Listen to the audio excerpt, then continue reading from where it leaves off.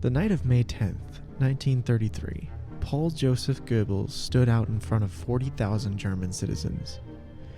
The future German man will not just be a man of books, but also a man of character. And it is to this end we want to educate you, he proclaims.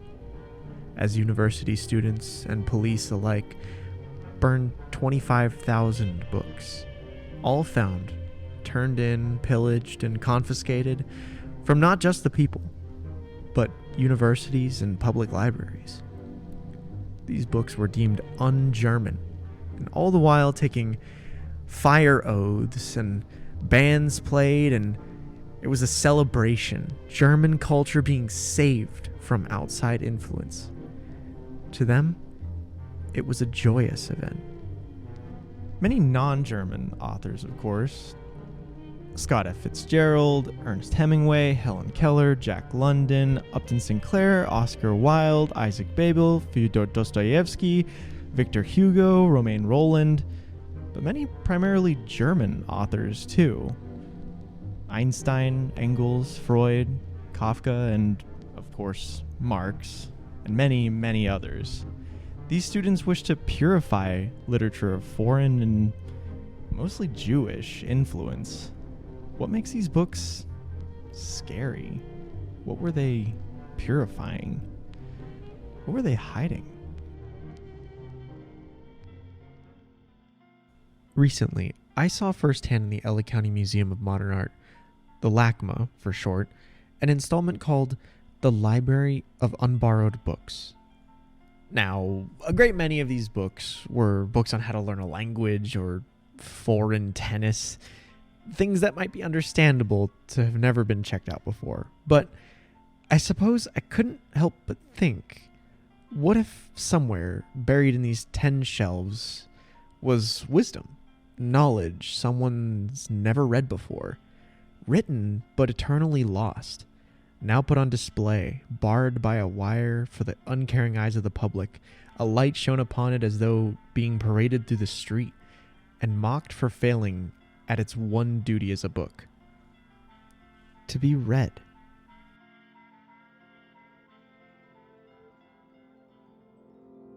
There's another art installation just like it in New York. The artist Mick Ringborg said in an interview, "The Library of Unborrowed Books bases itself on the concept of the library as an institution manifesting language and knowledge, of the passing of awareness and the openness to all types of people in literature. This work, however, comprises books from a selected library that have never been borrowed. The framework in this instance hints at what has been disregarded, knowledge essentially unconsumed, and puts on display what has eluded us. Why these books aren't chosen, why they are overlooked, will never be clear, but whatever each book contains, en masse they become representative of the gaps and cracks of history, or the cataloging of the world and the ambivalent relationship between absence and presence.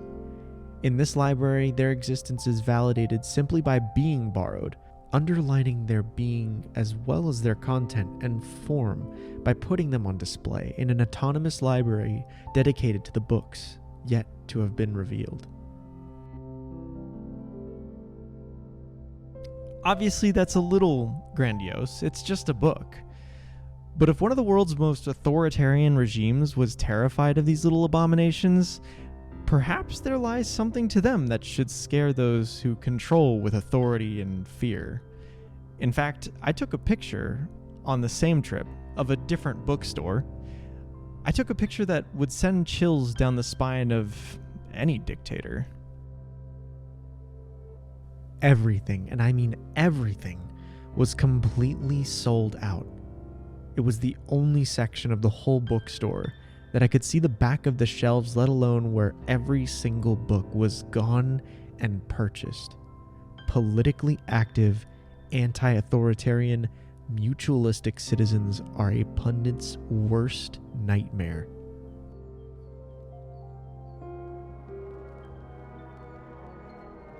That night in Germany, almost 90 years ago, they would have been set ablaze, their contents written but not seen again. They understood the secret back then, as many do today, that knowledge is a powerful tool. Yeah, okay, they could obviously just reprint books, but the more important aspect was not the books being burned themselves, of course. It was an unfortunate event, but it was the cultural impact of those students and citizens. If they were rallying around and celebrating the destruction of knowledge, what caused that? The obvious answers are propaganda and education. PragerU is an online propaganda source for people to indulge in the worst and most inflammatory, sleekly edited videos of conservative think tank and oil billionaire funded opinions. You can watch any part of a PragerU video and find at least 10 disagreeable statements within mere seconds. First graders are being taught that just because someone looks like a boy doesn't mean they are. Only they can know who they truly are. Gender is something they choose for themselves, based on how masculine or feminine they feel. Or maybe they're not fully a boy or a girl, but something in between, whatever that may be. To repeat, that's what children are taught in first grade. Imagine what they're taught in second or third grade. What? Do they learn about being super non-binary in later years of school? What are they implying? But that leads me nicely to my main point. These people who advocate free speech more than any other group want to censor what we teach our children. Today, it's critical race theory. Yesterday, it was BLM. The day before that, it was feminism or Bill Nye or anything on Breitbart or modern art, and the list goes on and on and on. Hell, by the time you watch this video, there might be something new they're trying to get rid of to keep our culture clean, right? It's their moral obligation to defend from outside influence, right? Required readings are the books that your teacher hands you just before summer break. Or at least mine did, and told me to read before school started back up. I recall looking up and down that reading list, hoping for something that would actually catch my attention, but nestled among the titles I didn't understand or really care to think about was one called Animal Farm. I thought to myself, I'd rather read a book about some animals than about like scarlet letters and stuff. I already didn't want to read. Why would I read a book about letters? Fahrenheit 451? I preferred the cold. So Animal Farm it was. If you're not familiar, which I wasn't because I read the Spark Notes even back then here's a quick summary. An old prize-winning boar comes up with a cool idea. I mean, pretty much an animal union from humans. He dies and his successors try to create his vision, and eventually they rename the farm from Manor Farm to Animal Farm. But then the successors begin to pursue power, and one of the little piggies who trained attack dogs seized control and began creating propaganda to make everyone believe they weren't actually starving. And soon enough, they renamed the farm back to Manor Farm, welcome the humans back in, and the pig who seized control looks out and he can't tell the difference between humans and animals anymore.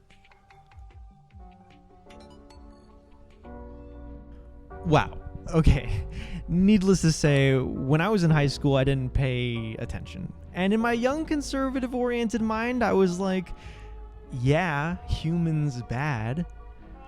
But what they never told me was that George Orwell was a tory-anarchist. Which is to say that he wasn't particularly fond of common folk. He literally said that they smell. Okay, he might have been wrong about some things, but he was against oppressive regimes, both fascist and authoritarian communist. And because of that, Orwell's books too would have been burned that night. One thought echoes in my mind, though, on the similarities between selective readings and erasure of information. I don't envy any curriculum creator's job to represent many inherently political ideas in a fair, non-inflammatory, and just manner. not to mention undertaking responsibility for the things that your students might never learn. How varied each and every lesson plan must be in a vain war to educate. And to what end does a teacher's moral obligations weigh on their choices? So, let's say you're an authoritarian today, and things like book burning have been taken off the table because it seems a little too dystopian for a modern solution. How do you keep people from seeing those pesky, impure books, from seeking troubling knowledge? Do we shield children from the very real and measurable biases that many people face today? Do we tell them that not only are black people more likely to be removed from a jury, but that also when faced with similar verdicts to white criminals, they have an average of 20% longer sentences under almost exactly the same circumstances? Or that trans individuals are 50% less likely to make a suicide attempt when their parents support them? All citations in the description, by the way.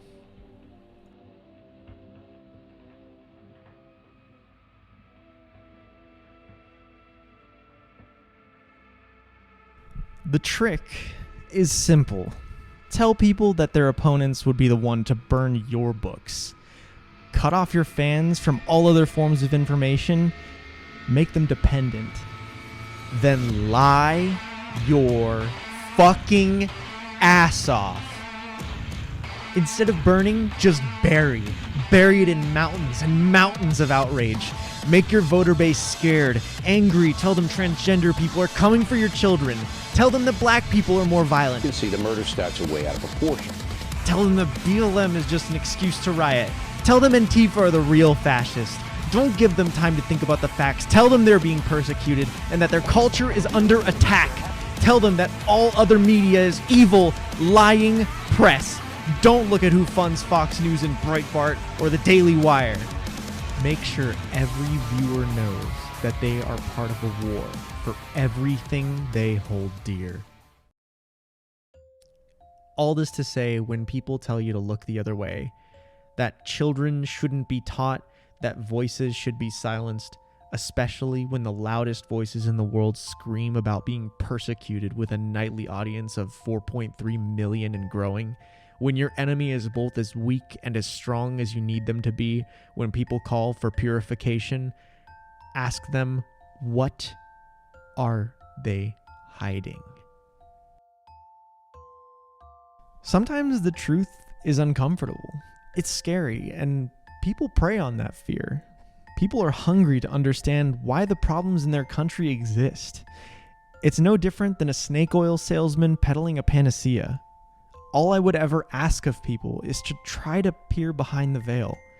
Who stands to gain the most from informing your beliefs? Who stands to gain from hiding the truth?